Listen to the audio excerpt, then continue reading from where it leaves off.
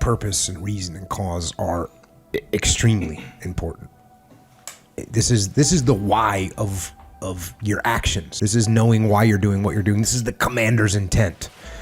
And so you absolutely these are important. If you don't know why you're doing something, well then let me ask you a question. Why are you doing something? It's very clear, it's very simple to understand. So you got to know if you don't know why you're doing something, then what are you going to do when you hit an obstacle? You're going to stop. What adaptations are you going to make when things go wrong to overcome them? You're not going to make any because you don't know why you're doing it. So if you have no reason for doing something, you're not going to do it. So you got to have a long-term goal. We got to understand the underlying purpose of what you're doing. You know who you have control over? You don't have control over your 9-year-old kid. You might think you do, but you don't. You don't have control over your wife to just make her, get in the game. Oh, you want to stay on the program. You want to cook whatever, 14 chicken breasts on a Sunday night. So you got 2 a day during the week.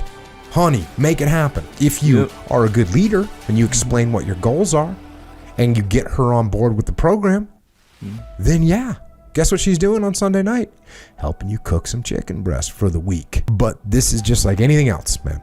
This is just like any other leadership situation. You want to blame the team when something's going wrong? That's not going to get you a solution. Yeah. You need to take ownership of the problem. You need to get the problem solved. And when I say get the problem solved, this doesn't mean impose your will on the team. That means you need to lead the team. And there's a big difference. My biggest advice to give everybody in the world is, like I say, we live in an external world. Everything is you got to see it, touch it. It's external. If you can, for the rest of your life, live inside of yourself. Stop listening to people who are calling you fat, gay, transsexual, nigger. Everything that is makes no sense. All these insecure people putting their insecurities on you, you got to flush it out. You got to just be whoever the hell God or whoever the hell you believe in. If you believe in nothing but yourself, I don't care what it is. You got to take everything and throw it away. You have to believe in one thing, and that is yourself. And I'm not saying don't believe in God or what you believe in, but right now, for you to find greatness in yourself, you're not going to find it by looking in a book or by even hearing me. I may give you the spark, but you've got to go inside yourself to find it. And that means you got to be quiet. Go in a room, stop talking, search your soul, search your mind, search your abilities, and you'll find it. But if you're not looking for it, you won't find it. So you got to go start your journey. And the journey starts with you finding, why the hell am I here on this planet Earth? Why am I here? And if you don't know that, you will live the rest of your life searching, always asking the question, why? Challenges are what really grow us. Your life is a great story. Every person's life is a story. And the question is, some people's story is a warning, some people's story is an example. Right now, you're an example that's growing and expanding, and you have a chance to have this be the most incredible life. But it won't be a life without challenge. And the challenges we're facing right now give you an opportunity to grow like very few generations. I'm sure you've heard of the Great Generation, the World War II generation. If you watch a great movie, if you read a great book, the size and the power of the hero, how much you become as a hero is defined by how tough an obstacle you face, how difficult is the villain, the opponent.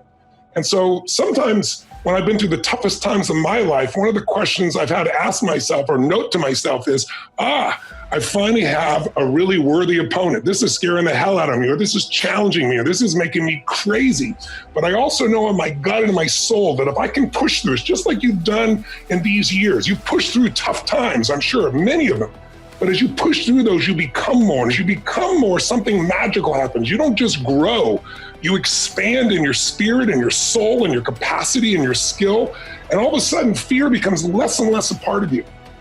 The truth is that we can all, at any stage in our life, create a life of no regrets. There's no limits. There's no impossibility. There's no stopping point. There's not a point where from that point onwards, you don't have a chance. You always, always, always have a chance. Regret has some really important roles. The first one is that it helps us make sense of the world from our perspective for one of the first times. See, most of us have spent our lives learning what's important to us based on maybe what families taught, what communities taught, what parents taught, what education taught, whatever it is. When you start regretting something, when you think you did something wrong, when you start thinking that I could have done something differently, you're making sense of the world from your perspective. It's crazy how powerful this is, right? You're starting to make sense of the world from your perspective. The second thing is, it allows you to avoid future negative behavior.